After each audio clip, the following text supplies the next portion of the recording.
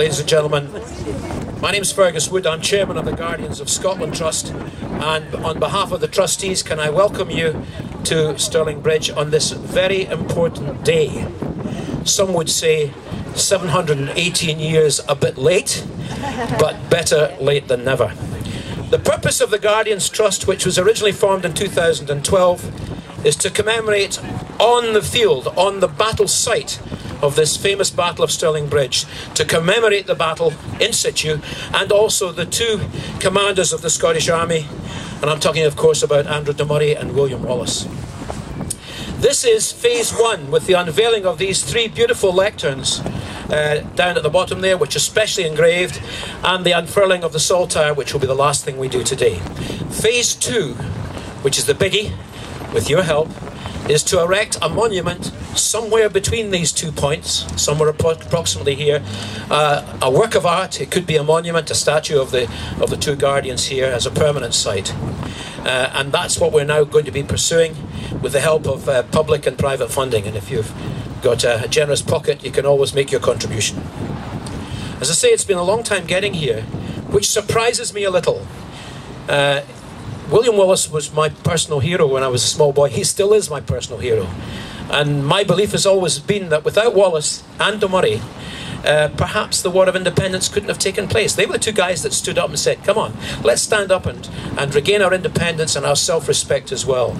So they played a crucial part in that whole historical period. So here we are today. Now, there are a few thank yous I'd like to make, if you'll bear with me, because a lot of people have made generous contributions in kind or in cash to this exercise. First of all, I have to thank my own council and the Common Good Fund, and I'm delighted to say that our Provost Robbins, is here today, and so too are the other two Provosts from Clackmannan and Falkirk. Let's give them a round of applause. It's good to see them together. I'd also like to thank Historic Scotland and Forth Valley College for the stonemasonry work which was done at the college. When you see the engravings, you'll see the quality work, artmanship, craftsmanship that's been done by the students in collaboration with Historic Scotland. Staff at Stirling Council have been more than helpful, particularly the archaeology, educational, criminal justice and planning departments. Criminal justice did a great job cleaning up the site. They were right here litter picking literally before this event, painting the building over there, and we thank them. I'm hoping that they'll turn up, but the staff and pupils of St Ninian's Primary School have played an important part. They were involved in the archaeological dig on site, and I'm hoping they may be with us today to help us handle these three beautiful pieces of stonework. I'd like to give a special thanks to Tradstocks and Peter Stewart of Tradstocks, a very fine company based in Ruskey, in the western rural area, for providing the stone and doing all the work, and they deserve a special round of applause for the work that they've done. And I'm glad to say Peter Stewart is with us today. Archaeologists, led by Murray Cook, have done a lot of good work for us here. Paddy McNeill, who is a trustee, and you'll hear from him later, who wrote the poem in Old Scots, which you'll see on the stone. Dr. Elspeth King, for all her advice. Elspeth King of the Smith put a power of work. She's also a trustee, and I thank her kindly for that. The Gildry, Stirling Gildry, whose history goes back to King David II. I'm pleased to say that the Dean of Guild is here to represent the Gildry today. I'd also like to thank Clanranald, who are now based in Callander, at just off Ancaster Square in the Kilmahog Church, for providing today.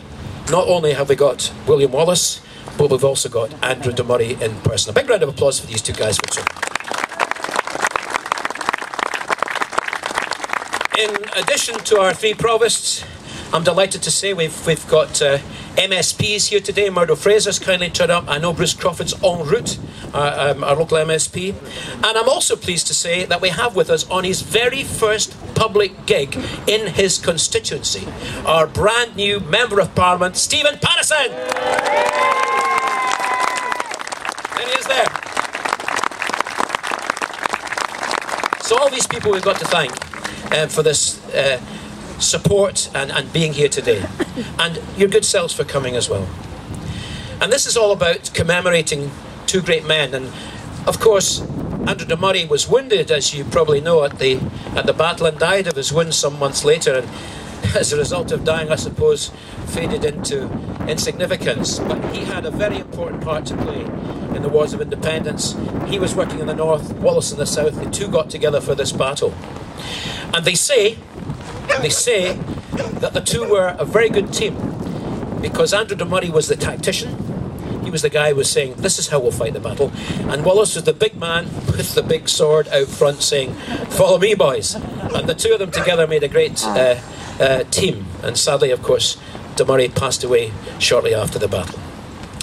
Now, ladies and gentlemen, to actually officially unveil part one of our work today, that's to say the three lecterns and raising the flag, I'm delighted to welcome to speak to us now Stuart Maxwell MSP. Stuart is the chairman of the All-Party Scottish Parliament Committee. He convenes that committee on education and culture, and he's a very suitable person to handle the whole thing. Please give a round of applause to Stuart Maxwell MSP.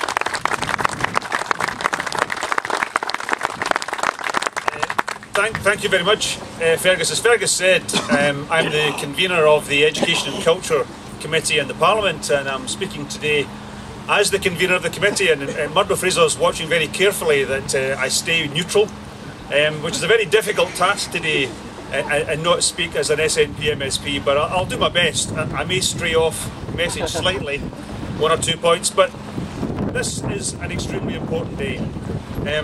I'm very honoured to be here today because I think there is nothing more critical than to commemorate our history, and in particular the role of William Wallace and Andrew de Murray and making Scotland the country that it is today. I want to thank the Guardians of Scotland Trust. I want to thank the artists, historians, the local supporters, stonemasons and many other individuals who've been involved in this project, because it is a common cause of commemoration and indeed celebration of the work of these two great men.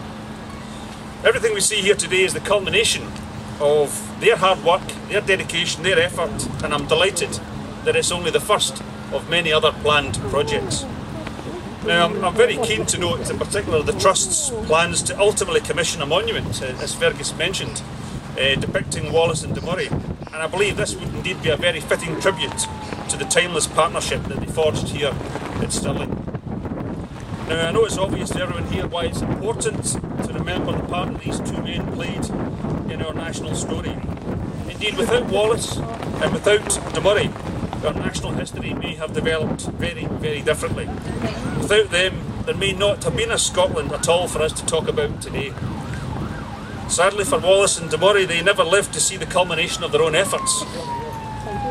Of course, Scotland's survival seemed to them far from certain when de Murray died in 1297 and Wallace in 1304. They did, however, lay the foundations of Scotland's future success, but they never could have imagined that 700 years later we'd be standing here today remembering them and commemorating their efforts all that time ago. I think one of the most important lessons that we can learn from Wallace and de Murray is that partnership, and it's appropriate that we give respect and pay respect to the work that they did, to all of the men, not just the two men in particular, but all of the men who fought in those battles, who got us to the point we're at today. But the project's being taken forward by the Guardians of Scotland Trust will undoubtedly assist in that aim, but also there are many other practical applications of this work. They're a contribution to the development of Scotland's tourism and cultural sector. I'm going to wait a minute. Sometimes you just can't win. I don't think it's on my side, Fergus, actually. What I was trying to say is that these are a contribution to Scotland's tourism and cultural sector. They're a contribution to their economy. They create jobs, they promote culture, they promote the local area, they give something else that tourists can come and see, as well as locals to celebrate. However, I think the fundamental value of the work we're undertaking here by the Guardians of Scotland is that it ensures that we as a nation know our history. We seek to do so not with a sense of triumphalism or a sense of boastfulness, but in order to learn from the past and to say, this is who we are as a nation, this is our story. And I think that that is an incredibly important message for the young people today. I went to school a number of years ago, and when I was at school I was taught about the First World War, I was taught about the Chartist movement. What I wasn't taught about was our own history. As convener of the Scottish Parliament's Education and Culture Committee, I'm very aware that as a nation we have not always placed the necessary importance on appreciating our own history. Indeed, the Scottish Government came in for some unjustified criticism from some quarters when it reintroduced the dedicated teaching of Scottish history within our education system. And frankly, I don't understand why anyone would object to teaching our young people about their own history.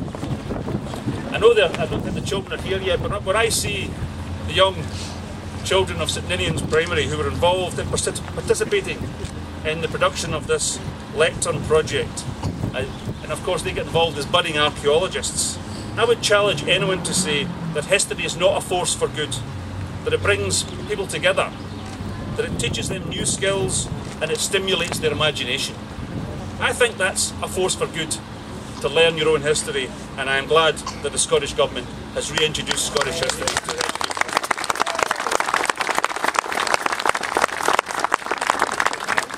But seeing children involved in such a project, it should also remind us that we have a responsibility to protect our history, our historic sites and our culture for future generations. Work has been undertaken by the Scottish Government, organisations such as Historic Scotland, the National Museums of Scotland and Canmore have been essential in the preservation of historic sites and artefacts across the country. The Scottish Government have also introduced an inventory of Scottish battlefield sites, long overdue in my opinion, to promote the enjoyment, the understanding and the sustainable management of those sites.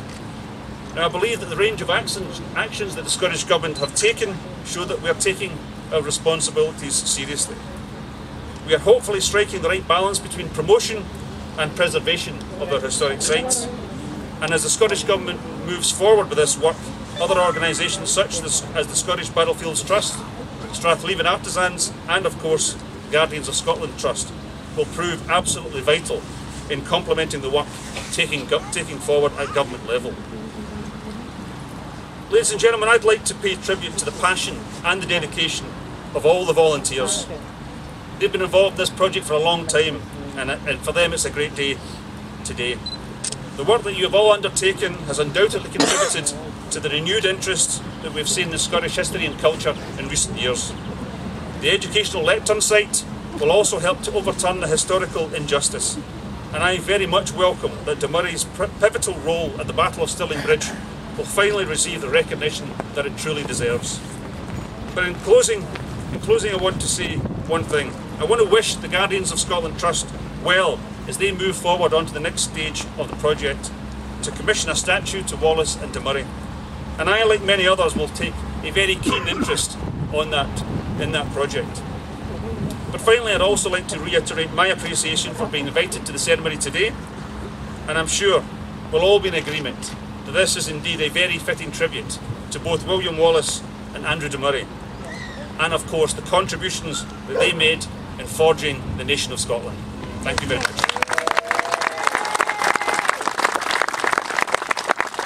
Thank you, Stuart. It might be of interest for you to know that the whinstone used to make those three lecterns came from Bannockburn, the area of Bannockburn. So there's a direct connection. Ladies and gentlemen, it's my pleasure to introduce Padraig MacNeill. Padraig is an amazing guy.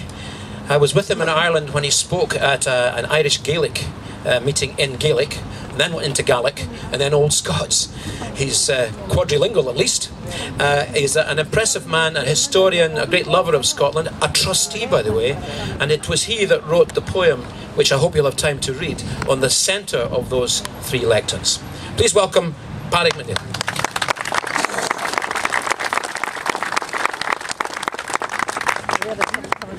Whenever I think of Andrew de Murray, the term moral integrity springs to mind. Here's a man whose father died of terrible privations in the Tower of London, as did his uncle. And yet throughout the wars of independence, he showed absolutely unparalleled mercy to his enemies, especially after the siege of Urquhart Castle and places like that. Capturing the custodian of the castle in Urquhart, letting him go, the whole English army go, capture him again after the Battle of Stirling Bridge and let him go again. He was some guy.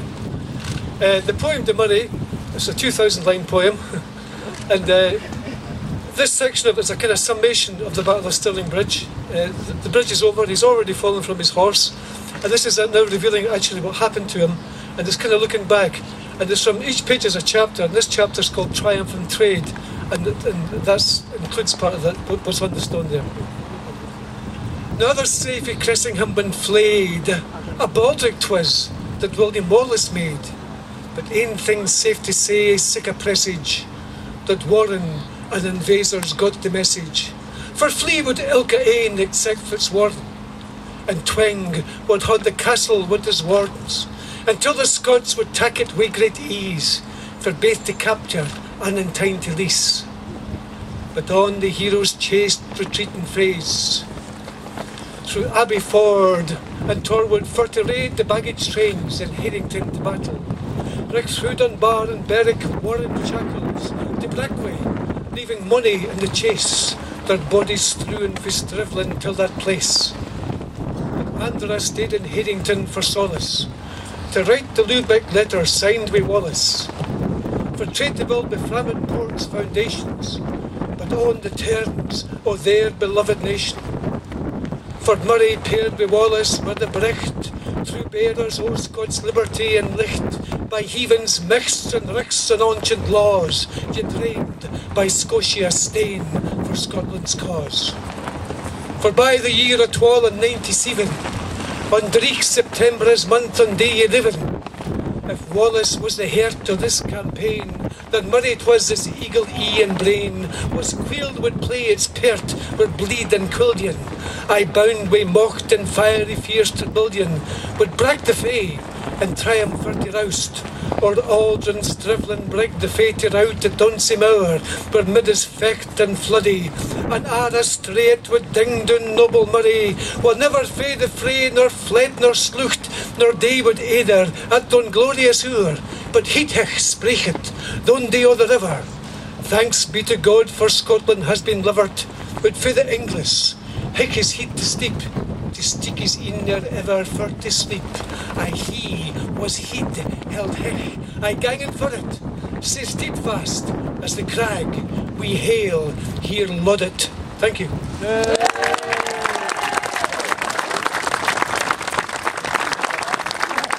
Thank you, Paddy. And thank you for your great contribution as a trustee from the historical point of view. He's made a huge effort to the work of the trust. Now, I'm glad to say that the current descendant of Andrew de Murray, the Earl of Murray, is in good health, unlike de Murray's father, languishing in the Tower, etc. And can I just say, I've said already that my hero is William Wallace, but it's, for me, particularly relevant today that we commemorate Andrew de Murray. I'm delighted that he is earning his place on this very site. And it's my great pleasure to introduce to you our patron, the Earl of Murray.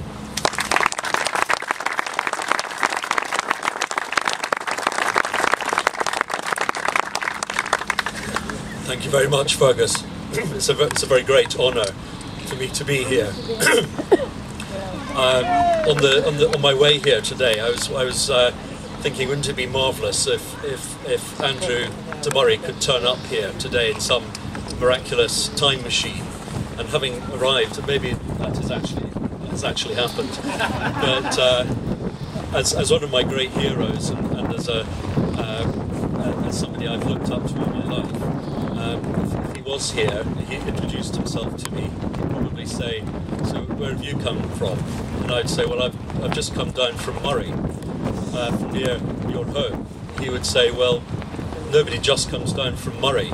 You know, how many days did it take you to get here? Did you come over the mountains or round by the east? Was it safe? Which guides did you use?" And I think I'd feel a bit guilty if I said I had a boiled egg at home at 8 o'clock in the morning and just got in the car and came down the A9. You know, I look at Moray as part of, I would include amongst him and Wallace, but Thomas Randolph, who I think shouldn't be forgotten, who's also was Earl of Murray, and Robert the Bruce, and we judge these heroes very often by how legend and history comes down to us, and that can be through just contemporary descriptions of them, or perhaps the artefacts that they've left behind. And with Wallace, we've got his sword just barely a mile from here, which is something I bring my boys and take them to see it on several occasions. We know that Wallace was a very big man, maybe 6'6", so it's easy to conjure up an image of a very heroic figure as a real life person. And with Bruce, we know that his skull was disinterred from Dunfermline Abbey in 1818, and with a facial reconstruction from in the preparation for his monument at Bannockburn in 1964. We got a very good idea of what his face looked like and what sort of man he appeared. A real, not a William Wallace figure really, but somebody who looked like a prize fighter. With Thomas Randolph, there's very little physical description of him. It's hard to get a mental image of him, but there is a baldric, a leather harness in the British Museum with come from his horse with his heraldic emblems on it, which gives a very lovely connection to him. And but with Andrew, there's nothing tangible. I don't really know what he looks like. I do now, but until I didn't know what he looks like, and it's very hard to have any kind of. There's no objects or swords relating to him, and the closest I could possibly get was this very small object that lives at home. I wish it was a little seal belonging to Andrew de Murray. It's actually a seal that belonged to Thomas Randolph, and it's fair to say that perhaps in the late 13th century, I like to think that Andrew Murray may have seen this seal, and but that's all I've had to go on until today, and it's just a huge honour and pleasure for me to be involved with the plinths and the monument to Andrew and to William Wallace, and finally we actually have a really tangible object that we can go to and think about Andrew and William, and gives us the first real connection for us to go back to Andrew de Murray, and it's a huge honour for me to be patron of the society who so tirelessly worked towards creating this great tangible monument to a man who died for his beliefs and his cause, only a stone's throw from here. So thank you very much for having me to speak today.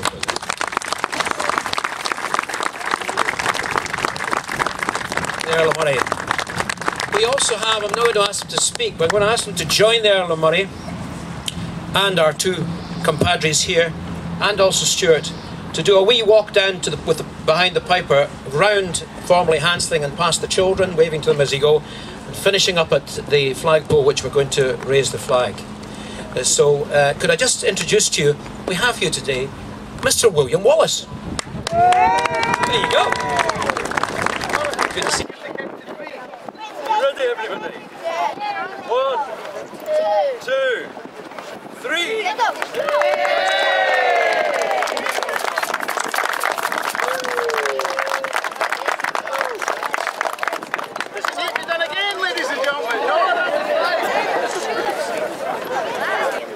I was born here.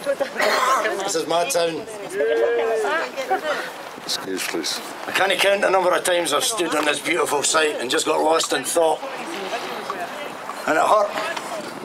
Not just the hurt that you feel on any battlefield when you're standing above men who fell, but it hurt because this is one of the most important sites in Scottish history. A site that's dear to the hearts of Scots everywhere. And there was nothing here to tangibly commemorate it. My town was letting down my country. For the first time, I can stand here without hurt. I can stand with pride.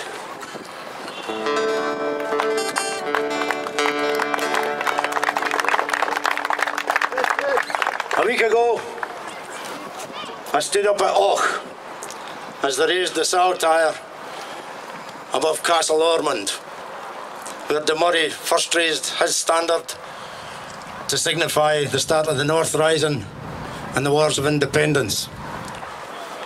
He joined Wallace at Dundee and they came down here to Stirling Bridge to win this victory. I want to thank the Guardians of Scotland Trust. Wallace and de Murray were the Guardians of Scotland. We took that name for the Trust because it was inspiration. And I would just like to say that from this day on, every Scot, each and every one of us here, are now the Guardians of Scotland.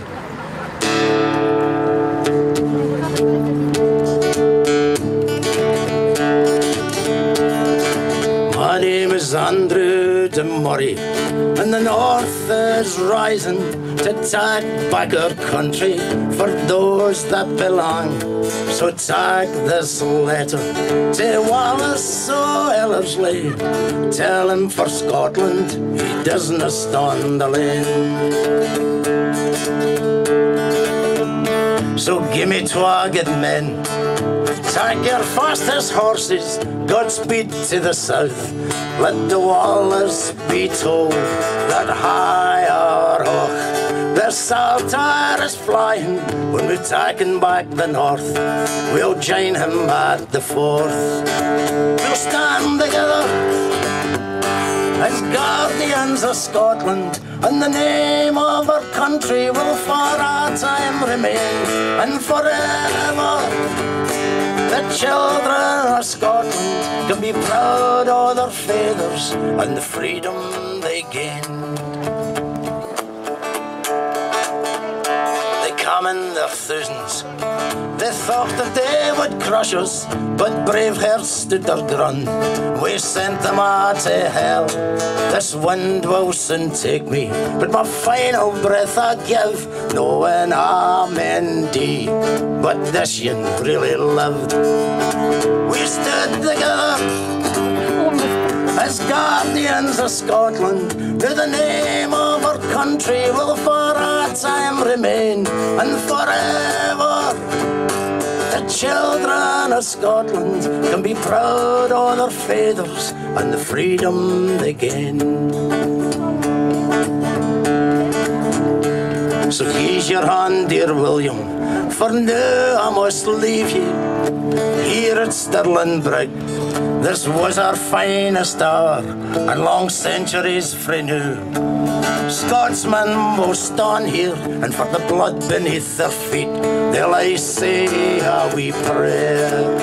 We'll stand together as Guardians of Scotland, and the name of our country will for our time remain, and forever the children of Scotland can be proud of their feathers and the freedom they gain. And we'll remember Andrew Murray and the men of the North Rising.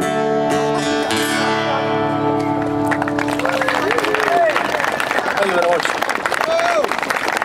Excuse me.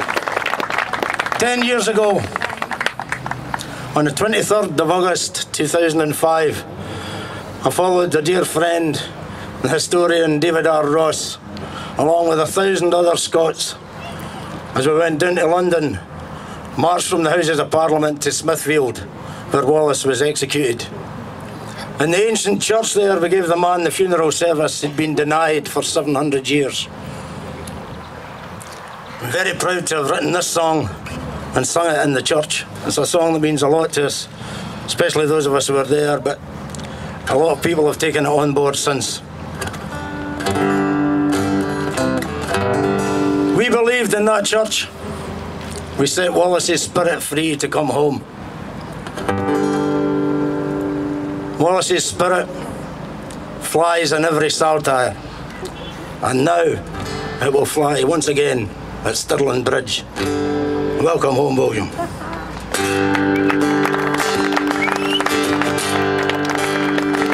I did not close my eyes for the last time under Caledonian skies, with my good friends gathered all around me to say their last goodbyes. But I will not be forgotten in the heart of every Scot. I still live on. Now it's time to fly the Saltire high. My spirit's coming home. I'm coming home. I'm coming home. Back where I belong. I'm coming home. I'm coming home. My spirit's coming home.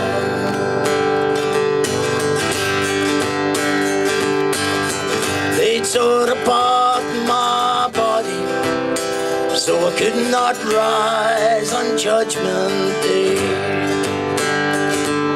But what they did not realize is now will never go away. I'm coming back to the land I love, to the people I hold dear, to Scotland, St Andrew, and freedom. I'm coming home. I'm coming home. Back where I belong. I'm coming home. I'm coming home. My spirit's coming home. Now I'm returning after all this time to Caledonia's skies, to the country I died for, so that our nation could survive. Once again to stand beside the people I hold dear, for Scotland, St Andrew. Excuse me. Can I just go? Sorry. Thanks. Can I just ask each and every one of you to join in? Just be a part of this moment. Sing it with pride. I'm coming home. I'm coming home. Back where I belong. I'm coming home. I'm coming home. My spirit's coming home to Scotland, St Andrew, and freedom. Back to Scotland, St Andrew, and freedom.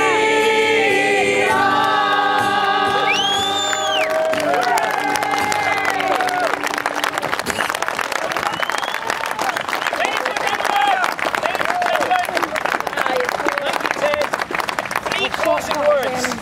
Watch this space. Yay! You better believe it. And I thank you all for coming.